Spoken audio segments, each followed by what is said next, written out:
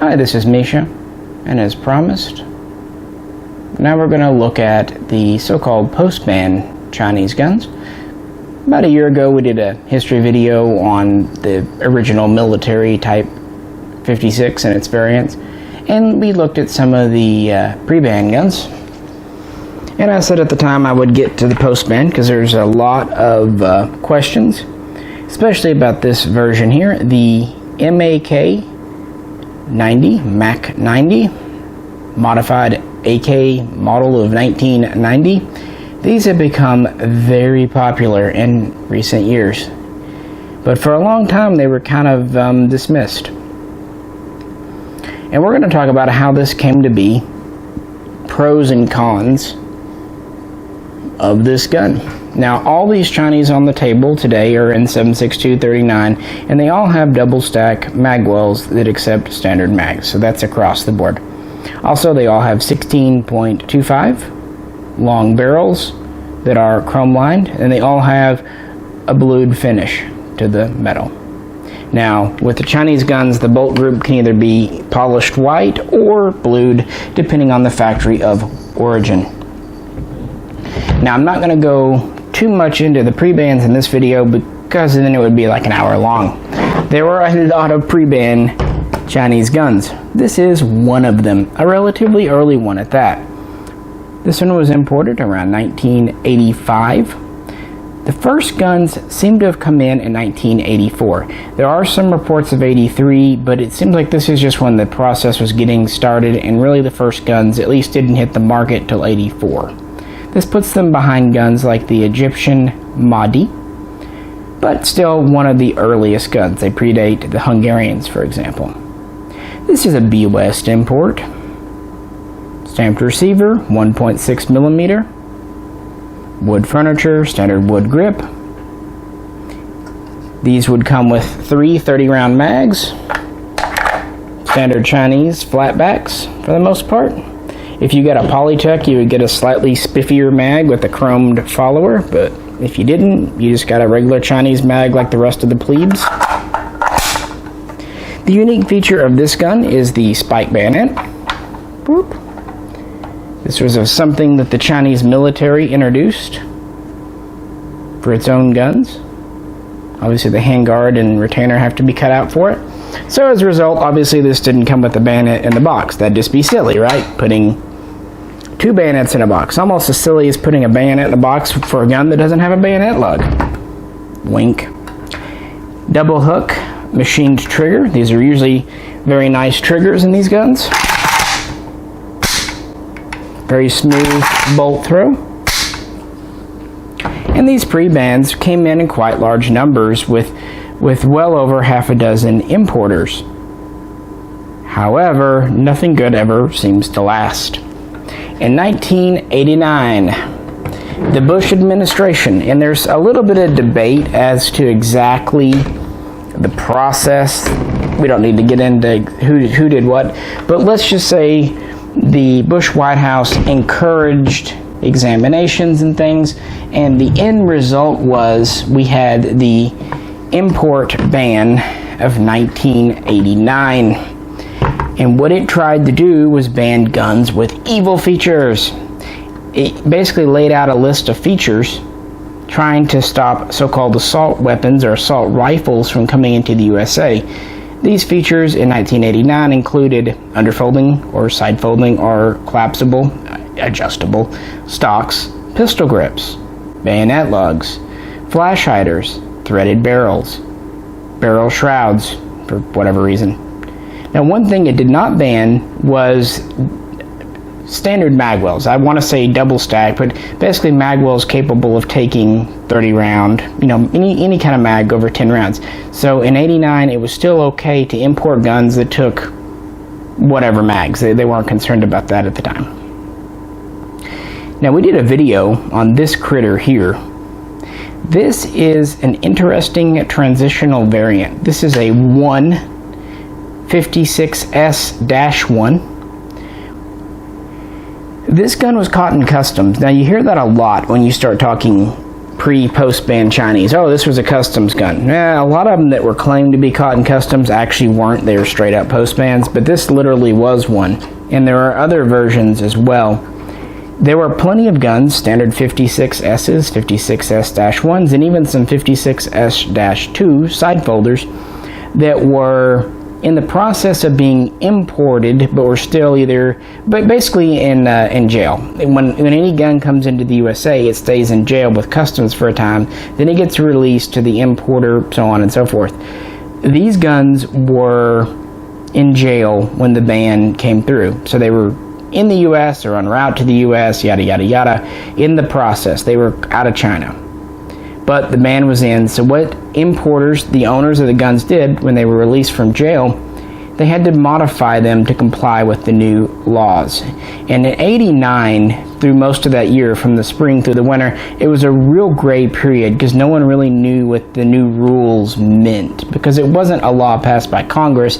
It was more of a decision taken on the administrative level at the ATF and White House level. So it was really gray, and you saw a lot of things. What they did, they would spot weld. In fact, on this gun, you can see it. Teensy tiny tack weld here, the muzzle device on. This would get rid of the threaded barrel, and since this is technically a muzzle brake, not a flash hider, it was good. They would shave the wings off the bayonet lug, but leaving the base for the cleaning rod retainer. They would pin or otherwise fix the folding stock if it was a folder in the folded position as you see it here, and they would very ad hoc throw on a thumb hole stock. Replace the pistol grip with a thumb hole. Sometimes they would weld a little tang for a screw up here. Sometimes they wouldn't. Heck, sometimes they wouldn't even bother with the thumb hole. They would just ship it like that. There's a lot of variations. No reason to get into that here. After people bought these, they weren't just allowed, they were almost encouraged to unpin the stock, put the grip on. No one really cared. At that time, things like 922R were not a factor. They pretty much thought, okay, these guns have to be modified for import, and then once they're in private hands, do what you want with them. Because this was all based on the 1968 Gun Control Act. And if you notice, I like using the Makarov as a pistol example. When Makarovs are imported, they have, at least the ones from Bulgaria, those target grips. But once they're imported, once they have enough points under the 68 ruling, you can take the the thumb rest grip off and put on a regular military grip. This is A-OK. Just as you could put in a threaded barrel if you want. So for the first little bit, that's how they interpreted the '89 import ban. To that end, they still ship these guns with the pistol grip and, perhaps a muzzle device if it was a different type of gun, pretty much all the parts that had been taken off. They also are still shipping them with 3 30-round mags. And a lot of the times, even though the bayonet lug was shaved off, they would still include the bayonet. Although as time went on, they would kind of quit that. So that was a little interim period. Those are the Cotton Customs guns, and they're pretty easy to tell because the name on the side will be the original, like Type 56S-1, and then just slightly modified with, an addition of a 1 or something. Another good example is like the HK91 becoming the HK991.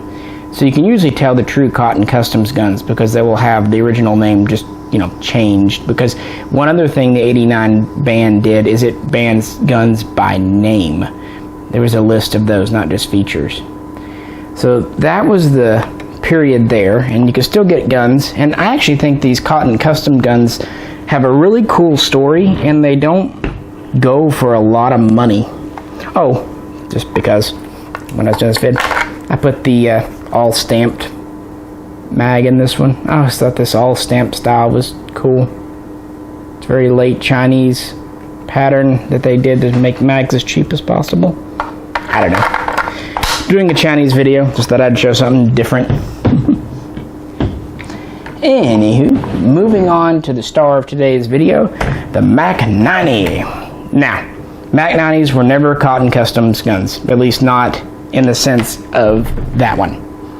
These were all sent over from China as 89 band compliant sporter guns, hence the name MAK-90. But the early ones were actually built from parts or even guns maybe that had been finished but not quite shipped over yet.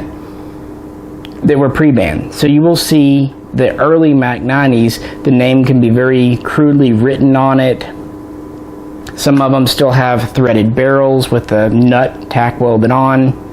They have shaved off bayonet lugs, including sometimes like the ring for the underfolding bayonet. Some of them even will have holes for the underfolding stock filled in because they were destined to be 56-1s. Kind of neat, really, because you can convert them back because the holes are already there.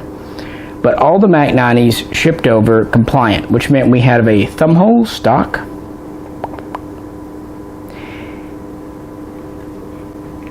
As I said, the bayonet lug is off.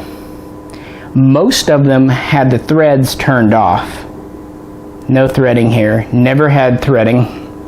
In fact, point this at you guys, there's not even a hole for the plunger for the detent, so that you can tell the base never had it. The bottom of the base is smooth. There's no fangs for a Type 1 bayonet or for a cleaning rod.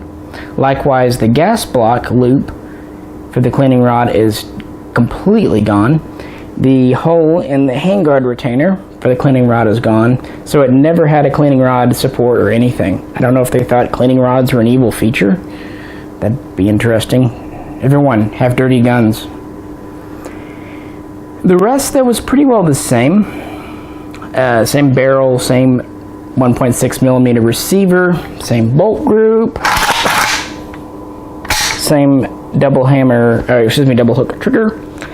The early MAK-90s from 1990 would sometimes ship with 30 round mags, but most of them would ship with 3 5-rounders. They look like 10s, but they've got a long follower in them, so it's really a 5. But if you notice, it's a standard mag well, so any mag will fit. At this time in the 1990s, the mag well could still be a standard. That wasn't an evil feature yet.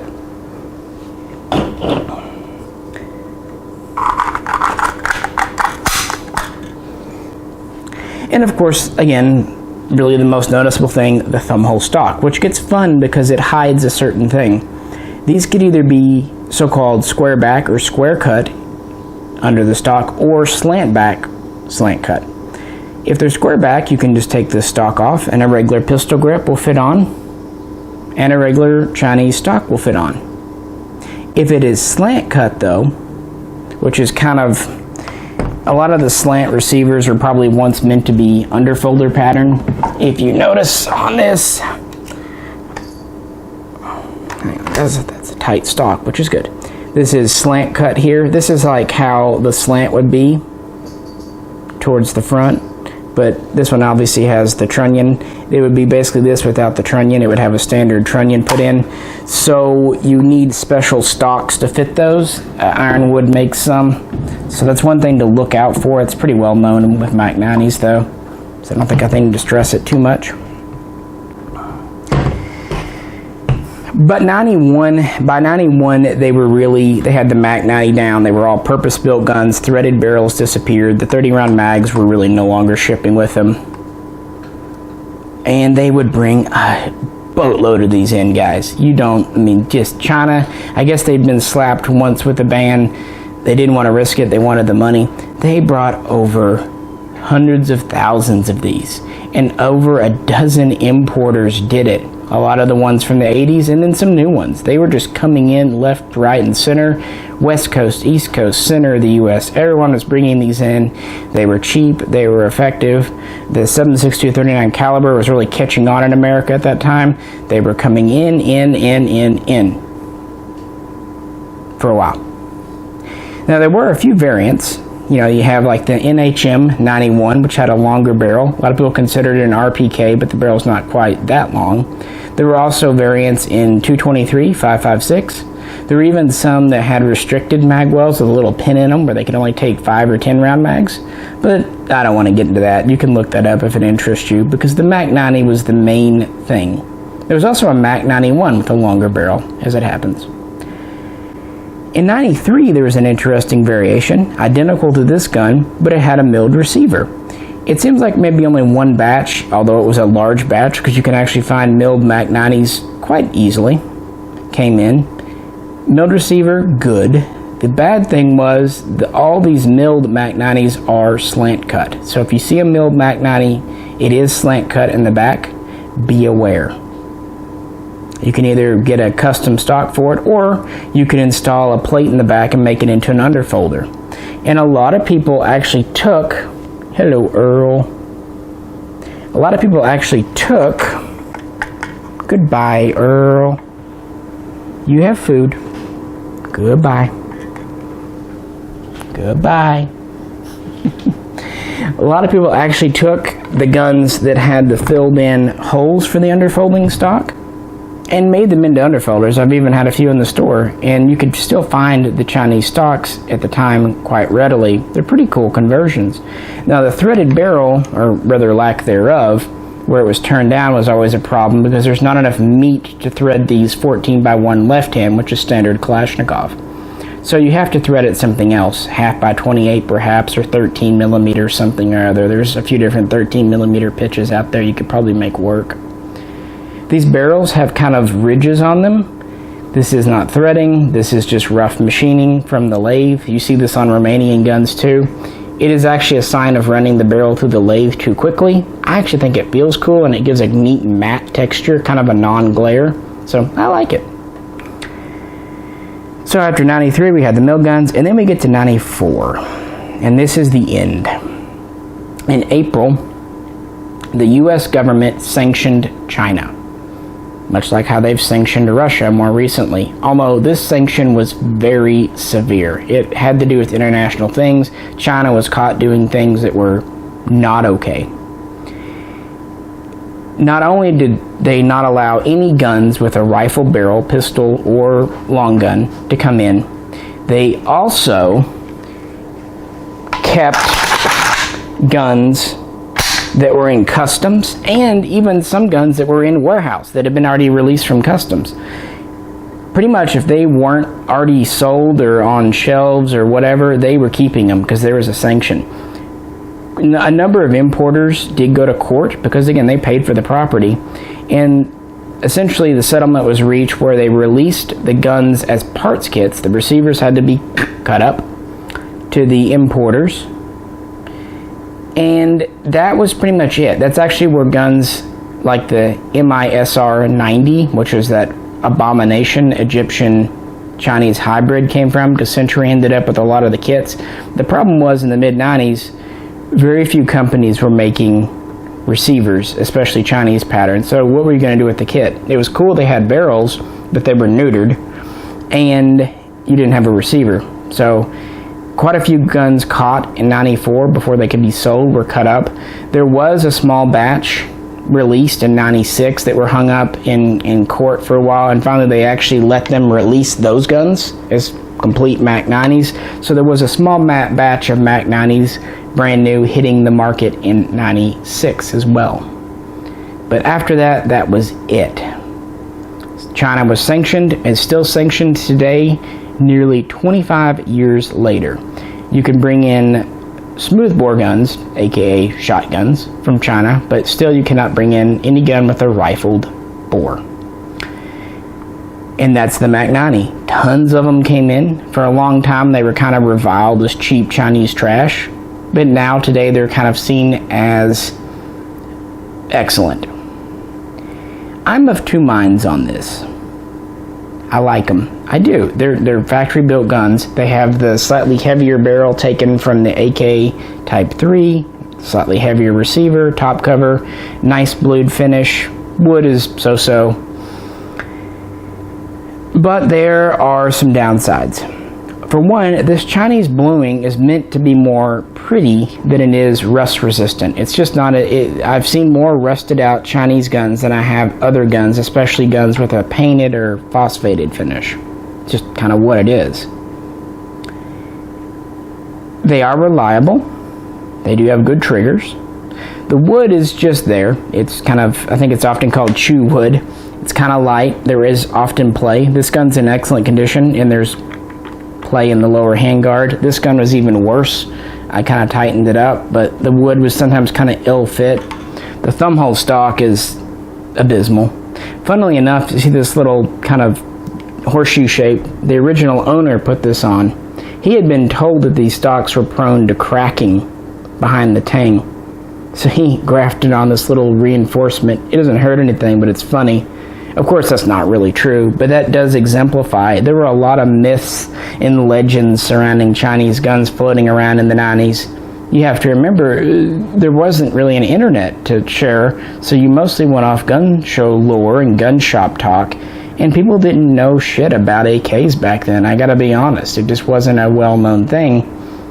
And of course, you have all these stories from returning Vietnam vets, some of them positive, some of them not positive. So there's a lot of stuff floating around. Now, one final thing I want to address that I see people doing is converting a MAK-90 into a gun like this preban here. That's possible. Your receiver and your barrel, trunnions, that's all the same.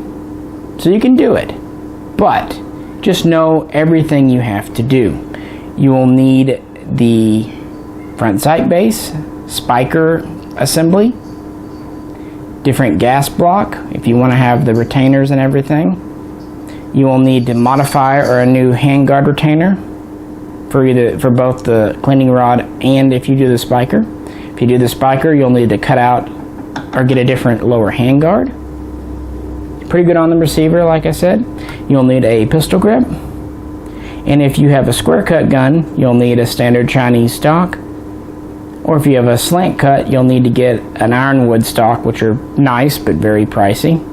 So there's actually a lot of work. Essentially, you're going to replace all of the barrel hardware out front, and you still don't have a threaded barrel. You have to do something about that, either pin something on or go to a different thread pitch. So you can convert these, you really can, and have a nice gun, but no, all this work is going to cost money. And that's where I don't quite understand what some people are doing now. They are paying $8,000-9,000, even sometimes more for these guns. And then they're spending several hundred more on parts and gunsmithing, and often I'm sure rebluing after all that, to make it look like a preban. By the time you're done doing that, you're in the gun 15, 16, maybe even 1800. At that price point, you can get a preban. Or if you can't, you're not very far off from it. So I don't have a problem with converting MAK-90s, but really do the math before you jump into the project and realize what you might end up with. And at the end of the day, what's cool about a preban, this is a factory Chinese gun. Everything was done in China. All the pins are pressed, testing, bluing, all done in China. Factory built, pretty much identical to their military, just without the third pinhole. That is cool.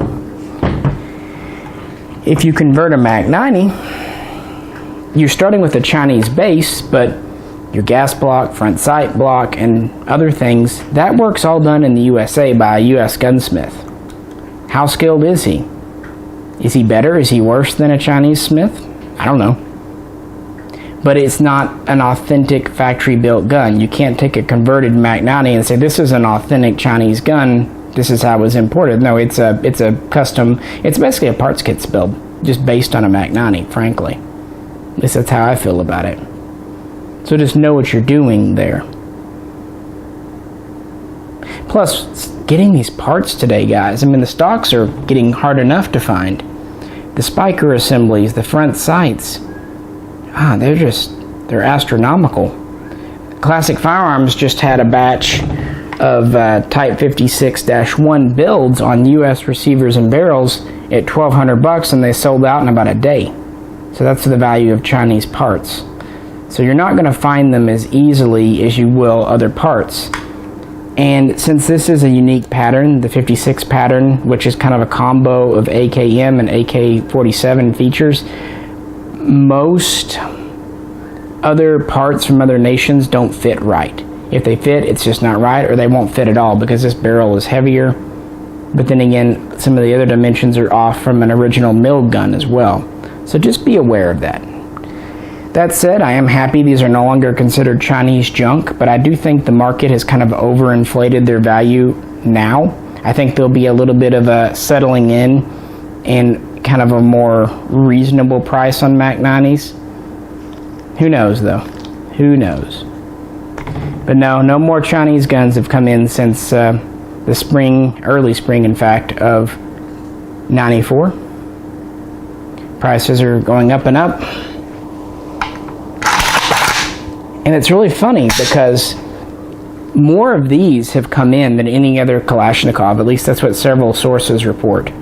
China claims that about 1 million came in of Chinese AKs. That seems a little high to me, but 500 to 750,000 wouldn't surprise me, because for years you could find at least some kind of Chinese gun in most every gun shop. Who knows? But there's a lot of these in. Now let's compare that to, say, like a Kastner SA-85M, which were imported from Hungary, made by FEG. They have brought only about 7,000 of those in. Or, even more uncommon, a Steyr Mahdi, which is an Egyptian ARM, imported. They only brought over about 2,000 to 2,500. Even Valmets, now of course they're pretty pricey. There's probably far fewer of all models brought over 20 some odd years, fewer than 10,000 brought in. Same with kind of Israeli Galils. There's far rarer guns than these Chinese, especially the MAK-90. But because people know about them, because they're kind of a buzzword, they're kind of popular now, people search for them, they find them, and that's what they buy, and more people are buying or bidding. That drives up the price. So I would actually encourage you, if you're just wanting a pre-ban gun, check out one of the other ones that are kind of lesser known. Or just look for a good deal on a Chinese. You can find them. I mean, I picked this one up for well under 1,000 in nice shape with the mag. I picked this one up with the spiker for about 1,500 with a mag and sling. It's not in mint condition, but I wanted a shooter. And I picked this one up because I loved its neat little history for about 1,200. And the reason I paid that much, even though it's a transitional, I had just sold a converted MAK-90 underfolder. Well, really nicely done gun, but at auction on Gunbroker, it had gone for 1,400. So I thought 12 for a transitional was acceptable. Plus, again, it's been great for videos and gives me one more Chinese gun. And the only feature it's missing is the lug here. And I could actually put that back if I really cared, but I don't. So guys, as promised, there is our MAK-90 video. I know there's tons of variants and stuff, and we'd love to hear about yours in the comments. I'm sure a lot of you have done some really super cool conversions, and that'd be great to talk about them. Again, they're great guns. I just think they're a little overhyped, and they're a little expensive for what they are now. Unless, of course, you like thumbhole stocks and just want to keep it as is. Even as is, as ugly as the stock, it does take standard mags, and it is extremely reliable and plenty accurate. So you can shoot it as is. Stock's a little longer because of this recoil pad on this one.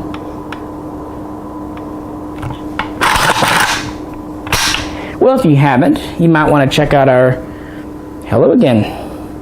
other videos based on Chinese Kalashnikovs. We have a number of them. Contrary to popular belief, I do not dislike them.